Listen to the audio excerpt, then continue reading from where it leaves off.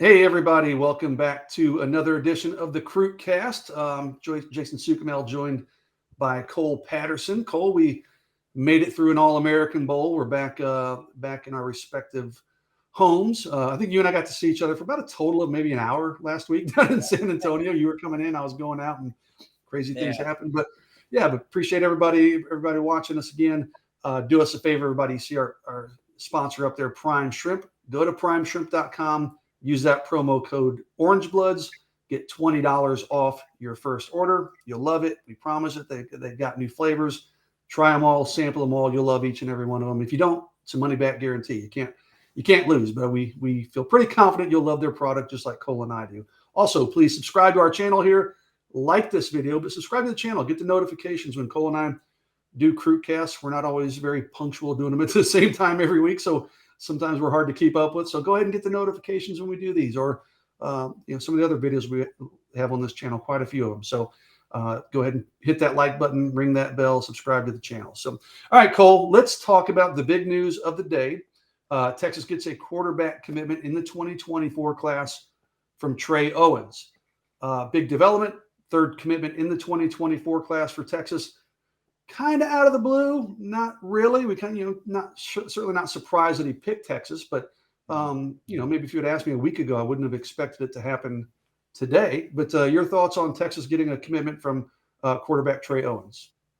Yeah, for sure. Like you said, we kind of saw it coming when Texas, offered him, had him on campus a couple of times in the season, started to make him a priority.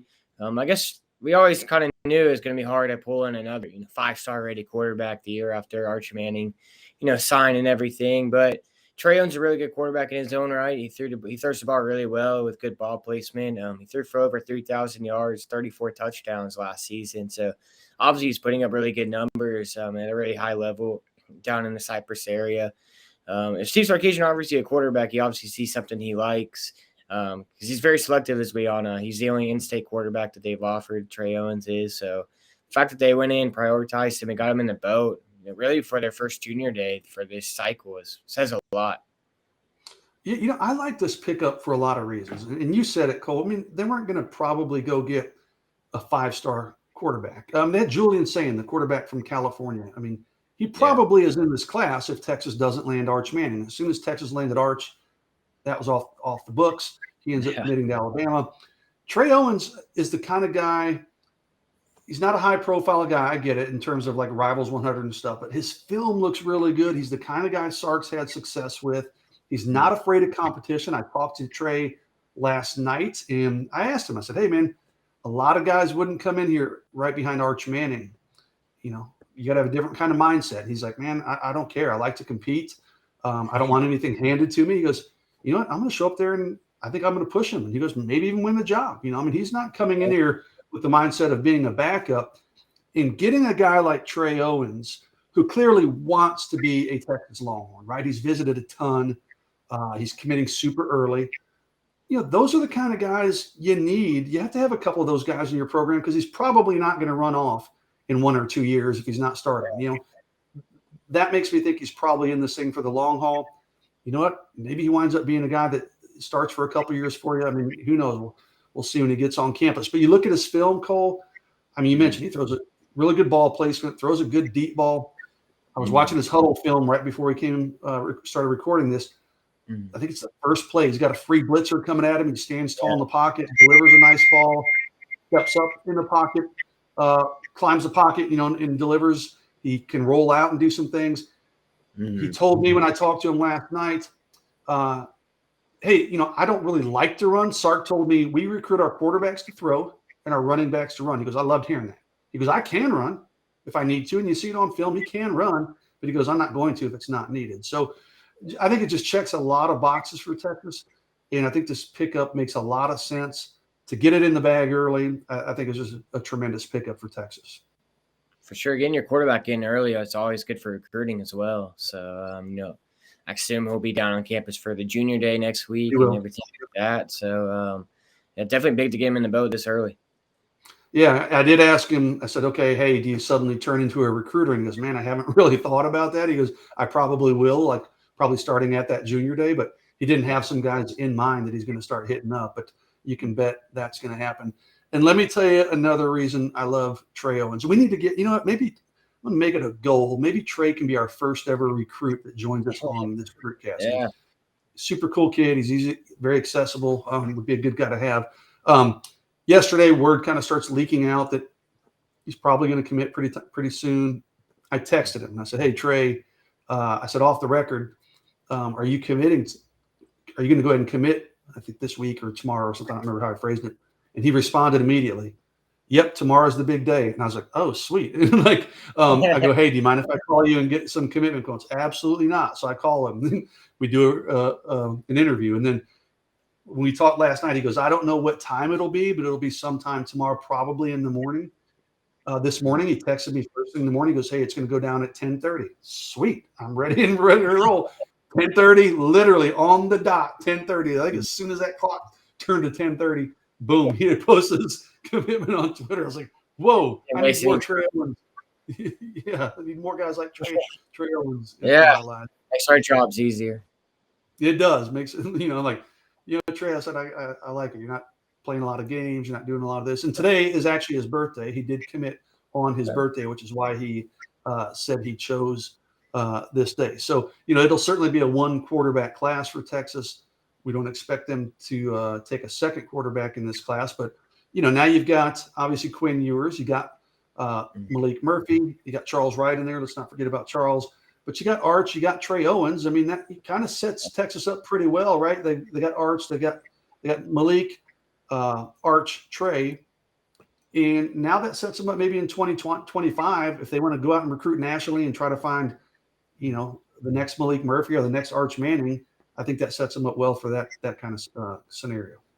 Yeah, if I'm not mistaken, I don't think they've offered a 2025 quarterback yet. I know they've offered Julian Lewis in 2026, so be interesting to see who that first 2025 quarterback emerges as.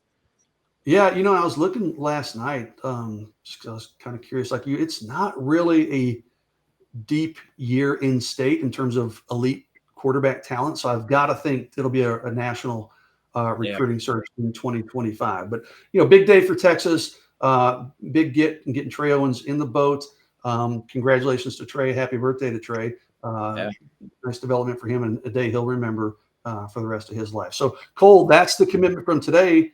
We had another one on Sunday. We've been talking about it, alluding to it, hinting about it. Jelani McDonald, it's called a defensive back, right, from Waco Conley, the kind of Swiss Army knife from Waco Conley, announces his commitment at the All-American Bowl on Sunday afternoon. You were down there, Cole, at the actual game. I was not. Kind of your thoughts on what we both watched Jelani at practices. You watched him obviously in person at the game. Your thoughts on what Texas is getting in Jelani McDonald? Yeah, I thought he was awesome at practice. Can't remember if it was before you left or not on Wednesday. I don't know if it was the morning practice or the afternoon practice, but he was awesome in that Wednesday practice, especially. I think like everybody there called him one of the top performers. He was locking down some really good wide receivers, like Carnell Tate going to Ohio State. He just really put on his corner. He put his corner ability on display. There's talk about him playing maybe linebacker, maybe nickel, safety, but him playing corner, he looked like he kind of belonged there. He did tell me that Texas wants him at nickel. I really think he's a guy. I think I wrote in his commitment story that he's a bit of like a chess piece. You can kind of put him wherever and he's going to thrive. He's a basketball player, track athlete. He plays quarterback on the high school level. Like you say, he's kind of a Swiss Army knife. You can put him anywhere. I think he's going to thrive. But yeah, I was really blown away. He's like a legit 6'2", good frame, good size, good length. And I think with him alongside Derek Williams and Malik Muhammad, that's a really, really good trio. He was just moved into the Rivals 250, I think, at the last update. I think it's pretty safe to say he's going to move up even more after how he looked in San Antonio. So, yeah, I think it was big for Texas to get him in the boat. Yeah, it's interesting. Not a very big defensive back class. You named it for Texas. It only took 3, but, man, I could really see all 3 of those dudes could be multi-year starters. I mean, they're those kinds of talents. Jelani, he did sign with Texas in December, of course, announced on the 7th last weekend. We pretty much knew that one. Not pretty much. We did know that one was in the bag. So it wasn't a big surprise, but still good for him to have his moment on national television. and make his announcement. And, you know, Cole, when I got there the first day, I don't remember, was it Monday or Tuesday of last week down in San Antonio, and he comes out at practice, and I'm like, whoa, that's a good looking dude. And of course, it's Jelani, and I'm looking like at all the DBs he's out there with. He's seriously like 2 inches taller than all the other dudes who are out there in that game, right? So then they start working out, and he's outside at cornerback. I'm like, whoa. And he held up, as you said, he held up well at cornerback. So that was a bit surprising. I knew he was a really good athlete, but didn't expect him to line up at pure corner. I think, I didn't mean to interrupt, but I think Alex Dunlap said he was watching practice, and that number 8 kind of kept catching his attention. And it turns out that number 8 was Jelani McDonald. So. Yeah, Alex didn't even know who he was because Alex is sitting up in the stands. He didn't have a press pass. He didn't have a roster. And he comes down after practice and is like, hey, who's that number 8? I'm like, dude, that's Jelani McDonald. He's silently committed to Texas. He goes, oh hell. I'm like, he had no idea. So, so he definitely passed the eyeball test. You know, it's funny when I first started talking to Jelani, I don't even know, man, probably October or November, and he ends up decommitting from Oklahoma State. He was telling me that Texas was recruiting him in like a DeMarvion Overshown role. And he goes, yeah, I could see myself doing that and using my athleticism, coming off the edge, doing this, that, and the other. Well, then he takes his official visit to Texas in December. And as you said, Cole, they start talking to him about playing the nickel position, the star position. And he said that really appealed to him, just being able to do a lot of different things and show off his versatility. And that's going to be fascinating to see because at 6'2", that's a really big body, a long body at that star position. But that's where Texas envisions him. Again, I mean, we'll see what happens with his body, right? I think he's maybe right around 200 pounds probably right now. You know, if he gets up to 220, 225, then maybe he is more of a linebacker than a defensive back. But looked really good. I think you, me, and even the national guys were all really impressed with him down in San Antonio. He was awesome. Cole, not a lot going on in terms of 2023 recruiting. We're kind of following Deuce Robinson, the tight end, who will announce in February on signing day. You know, I still think Georgia's the team to beat there. Texas is hanging around, making it interesting. We've got a 2024 Junior Day coming up on the 21st of January. You and I will preview that probably next weekend. We've already got a list going on Orange Bloods. We'll talk more about that next week in the modcast. I want to leave it with one thing here, and just you and I haven't really talked about this. So I'm curious to hear your perspective. Former Texas receiver coach Brendan Marion leaves, takes a job at UNLV as offensive coordinator. You know, I had people ask me. I did a Q&A on Orange Bloods. It's posted on Orange Bloods still. I posted it last night.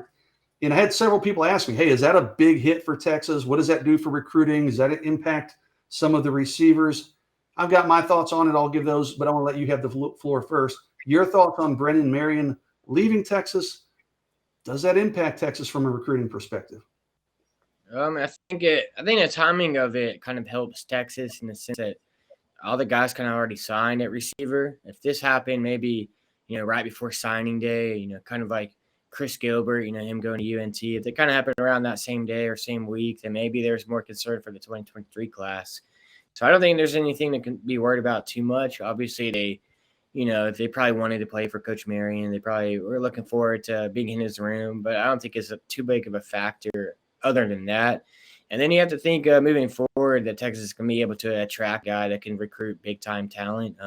Some of the names that, you know, you, Catch, and Onwar have thrown out are really high-profile names that can recruit Texas. So I don't really think it's a huge blow in that sense. Obviously, Coach Marion a lot of people liked him. A lot of people at Texas, you know, receivers really liked him. Xavier Worthy, Jonte Cook. So I'm not saying it's no loss at all, but I don't think it's saying lost. Depending on who they really replace him with, who they can bring in.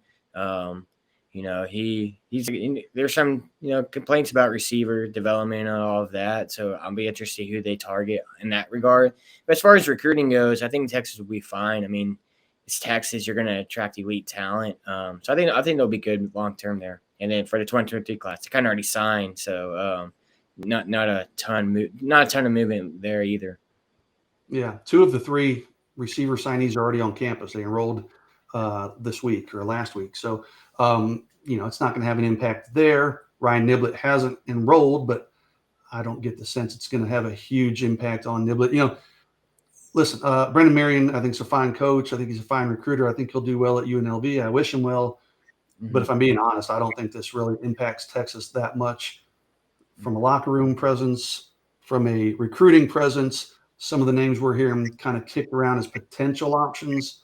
I mean, a lot of those I would consider a pretty significant upgrade for Texas if they worked out, including Rashad Sample. So, nothing but wishes for good luck to Coach Marion. But, case in point, Cole, I hit up Hunter Modden, the Texas receiver commitment in the 2024 class, Sunday night, I think it was. And this news had broken Sunday morning. He didn't even know. He hadn't heard of it. So, I was like, oh, man, I didn't mean to break the news to you. But I said, yeah, I'm sorry. I kind of assumed you already knew. And he goes, yeah, I'll just wait to see who they hire. He was planning on taking some other visits anyways. He goes, I'll wait to see who they hire. But he kind of echoed what you said. He said, I know they'll hire somebody good. Obviously, he's curious to see who it is. But, Texas will find a good coach. And I think they'll be fine. I think it would be a bigger impact if Marion was calling plays and he was like the offensive coordinator, right? I mean, because position coaches, you kind of have to expect movement. So, sure. But yeah, like you said, honestly, those receivers, Sark is so hands-on with recruiting those guys too, because Sark's offense is known to, quarterbacks, receivers, of course. So it's more about Sark than it is Brendan Marion. Tashard Choice at running back, had he left, that would be a big blow because Tashard Choice is almost exclusively recruits his guys, whereas Brendan kind of, Sark's heavily involved there too. So, again, man, I think it'll be fine. We'll watch Hunter Modden in that 2024 class. We'll have to see if it has an impact on a guy like Micah Hudson, But in my conversations with Micah, I don't think he and Brendan Marion had that strong of a connection. So at this point, so I think it's something salvageable. If Texas makes a good hire, which we anticipate they will. So, Cole, I think that's about all we got for this week, my man. We'll be back next week to preview, which should be a big junior day. You and I'll be on campus, of course, covering that and interviewing guys and taking pictures and do all the things we do down there. So this has been another edition of the CruitCast. I'm Jason Sukamel. That's Cole Patterson. You see our sponsor, Prime Shrimp, at the top, primeshrimp.com. $20 off if you use that promo code OrangeBloods. Like the channel, or like the videos, subscribe to the channel. Thanks to Blake Skaggs, kind of hovering around in the background for producing these, cleaning up my mistakes earlier and some of the echo issues that hopefully people won't get to experience. But thanks to everybody for watching. Have a great rest of your week. And Cole and I will be back next week. Maybe we'll even get Trey Owens to join us. We'll see. Yeah. But we'll be back next week for a CruitCast regardless. So everybody take care. Have a good week.